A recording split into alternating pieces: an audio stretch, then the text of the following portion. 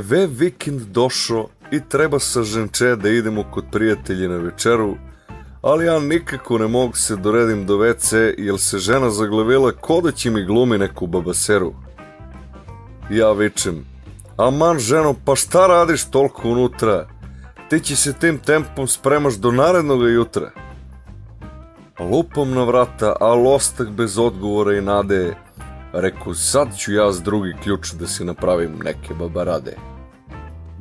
Kad sam otvorio WC, u ogledalo vidim spodobu namazanu s različiti slojevi ko od blata. Ko da mi je umesto ženu u kuću ušao neki lik iz Zvezdanog rata. Oči i trepavice šljašte ko neki light show, a po lice i čelo od puderi toliko belo, ko da se namazala s celo džakče domaće brašno što donesu smo iz selo. Ja se zgranuh i rekuh, ženo, to li je od puder toliko sjajno i belo? A ona mi kaže, ne seri mužu, nego se čekaj da si sredi ovo podočnjače debelo. Namazala se mnogo kao i da prekrije bore, a mene me moje oči od šljaštanje bodu, pa reko, aman ženo, šta će ti tolika šminka, pa ne ličiš na drugara Jodu? Zatim na red dođe i ruž za usne te i neki sjaj, a mene mi se već vrši velika nužda, o Bože moje muke znaj. Pa mora si i to pre gosti obavim, da mog si u stomak mesto za hranu kod prijatelji pribavim. Samo što se s oproštenje nisam usrao, dok sam ispred WC njen šminkeraj čekao. Izađe mi konačno moja draga dama, sva šlješteća i namazana bez ikakvoga blama. Zakasni smo na kraju kod svoje prijatelji na večeru, ali zato mi dama namazana i ponosno sija od šminkeraj sa spreteranu meru. I sad ide onaj deo za stomak debeo, naravno.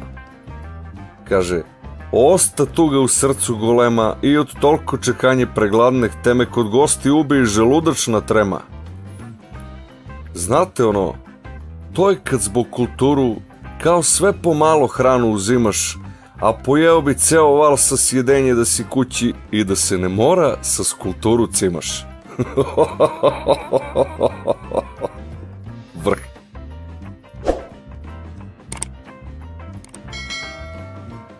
I naravno moramo da nastavimo uz par ultra idiotskih i naravno kratkih i ekstremno glupih viceva. Pa kaže ovako. Kaže, bili lovci na fotografisanje.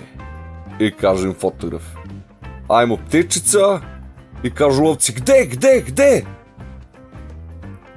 I sad kaže ludak ludaku, ako pogodiš koliko jabuka imam u rukama iza leđa, dam ti obe. Kine neko u vojsci i pita ih drug Tito, ko je kinuo? Pa ono sve ćute. Pita prvog vojnika tu u redu, jesi li ti kinuo? On kaže ne. Pita drugog vojnika, jesi li ti kinuo? On kaže ne. I javi se neki dedica i kaže, ja sam kinuo. I Tito mu kaže, na zdravlje. I nakon petogodišnje odslužene zatvorske kazne, dve cimirke u ženskom zatvoru dočekale slobodu konačno. Na rastanku se izljubile i kad su krenule svaka svojim putem, jedna se okrene i kaže ovoj drugoj, ej, stani, zaboravila sam ti nešto još ispričati. I to bi bilo to, dragi moji, za serijal Sviranje kurcu. Budite mi dobri, živi i zdravi i slušamo se vrlo brzo u sledećem klipu. Ćao, drugari moji.